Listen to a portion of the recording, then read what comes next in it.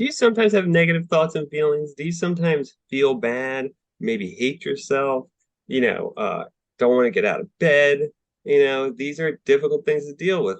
So hopefully today we're going to talk about how to deal with negative thoughts and feelings. This is the Existential Stoic podcast. I'm Danny, everybody. Randy, what's up, Randy?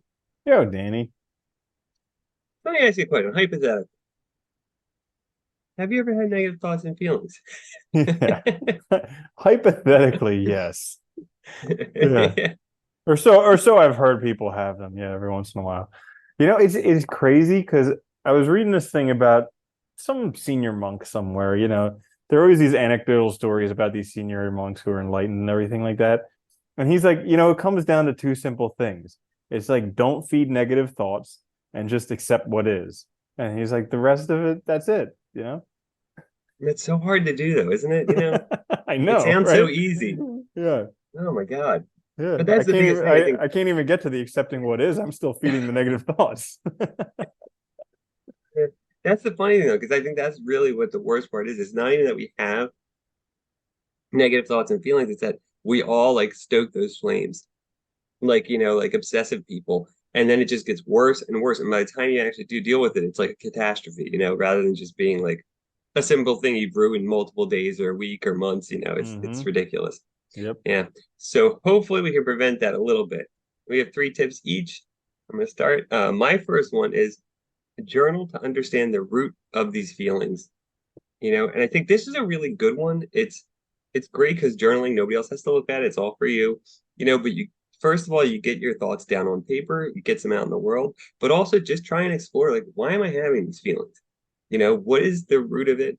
Is it, something that I did? Is it something I can fix? Is it like that I'm hungry or tired? Is it something else going on that's bothering me that's like this is misplaced and really I'm angry or upset about that and I'm misplacing that anger or whatever. Because I find for myself at least a lot of times like my feelings are usually they come up, but they're related to something other than what the thing is that I think they're related to. Does that make sense? Hmm. Like they're from somewhere, their sources elsewhere. And so when you figure out the root, it can help you actually deal with it and figure it out. Yeah, that's a really good one, the writing them down. Because oftentimes they are hidden, like you said. And Yeah. and you can just think like, well, my life just sucks. And it's like, no, I'm just in a bad mood right now. Like that's that's what it Yeah. is. And then once you sit down and write, you're like, oh yeah, some person looked at me funny, and then I got to a bad mood. And it's like Yeah. my whole life turned into the death spiral because somebody looked at me weird, and that's that. Yeah. It's funny too. And like we don't realize it until like, we actually get it out there and figure it out. Hmm. So you gotta do it. Yeah. So my first one dealing with negative thoughts and feelings is let it be okay.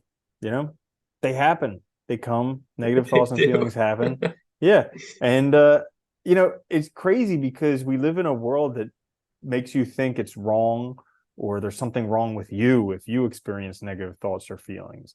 But it's part of living a human experience is you're going to have them. And yeah, learning to recognize that and live with them is part of the process.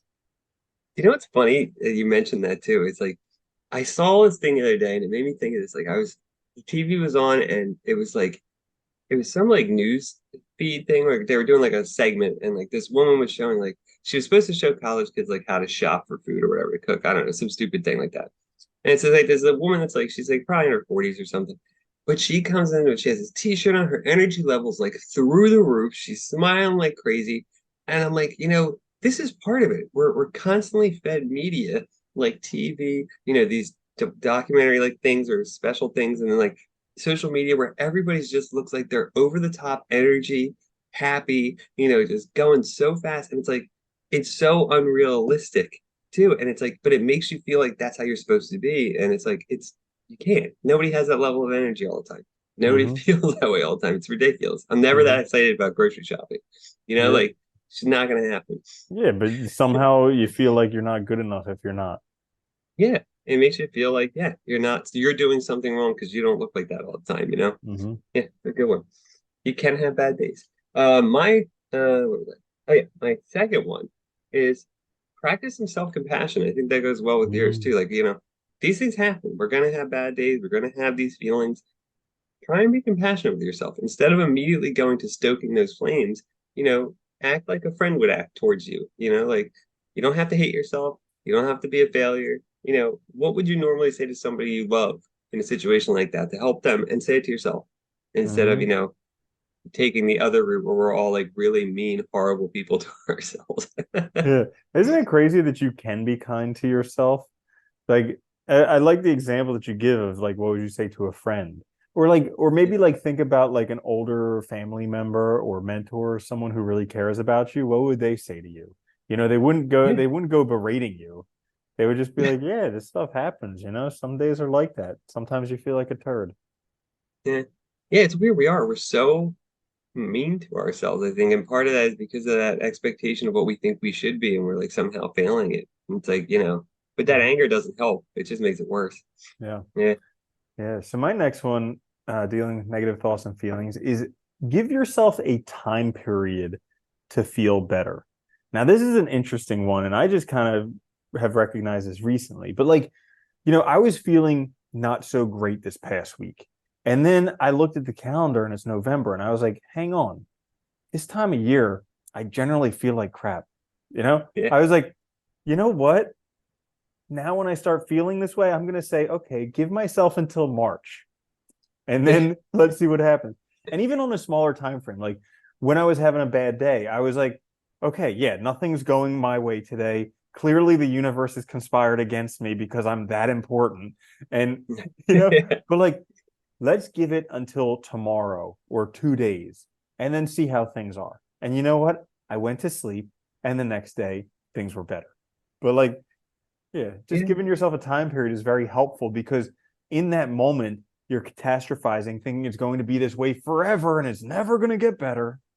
Yeah. No, I like that one too, though, because it's smart. It like takes the pressure off. It gives you a chance to like kind of step back for a minute and just be like, all right, I have till then we'll reassess. Rather than like you said, because that's what we do. We panic and then it just gets elevated to like the 20th level and it's horrible, right? I really like that. I'm gonna start using that too, because it's funny. You said like, I mean, this time of year too, I always feel like crap this time of year. It's like the transitioning seasons or something like does it to me. The light and all, I don't know what it is, but like, yeah, it's rough. And just giving yourself time. That's all you need. Mm-hmm. Pretty cool. Um, my last one is find a friend and talk to them. Just talk to somebody that you trust, that you like. It. I mean, it could be anybody, but like, it could be a mentor, it could be a friend, whatever. But just find somebody you trust and just talk to them. Don't wait.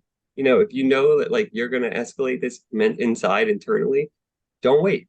Call them, reach out to them, ask talk. If most people are happy to do that and they can give you some perspective that's not so hate filled, that can help you understand the situation and maybe understand yourself a little and let those feelings go.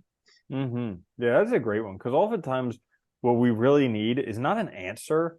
We just kind of need to be heard or at least like in the company of another human or maybe animal as we talk through our problems. Like that's really Animals all that even we need. work. Yeah. Yeah. That's the funny thing, And it's like, well, would they always say that, like when like they always say just like listening is like the most important thing because most people they don't expect you to have an answer anyway. And like most people know in their heads that this is not something that there's like an answer for. You just need to be heard, and that usually takes all the weight off. Mm-hmm. Yeah. Yeah. So my last one, when you have negative thoughts and feelings, is take a break from whatever you're doing and do something you enjoy. So this I find like I'll give some examples. Like sometimes when I'm working way too hard and I'm just pushing myself too hard, I start getting to this threshold where I'm just like seeing red. And and I can continue doing that all day and then I'll just be a mess.